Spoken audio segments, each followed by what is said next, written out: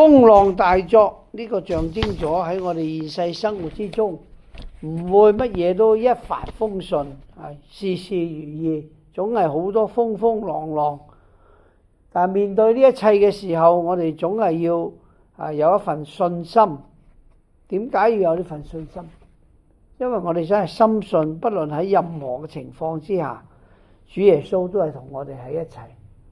但係我哋就係當要面對呢一切困難、逆境、風浪嘅時候呢，我哋會好膽怯。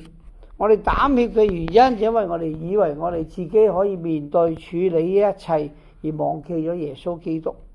所以今日福音嘅記載再一次提醒我哋，主就係天地萬物嘅主宰，有佢同我哋同在，一切都可以成為平靜，大風大浪都會過去。只要我哋懷住依次嘅心，時常全心全意咁信賴佢。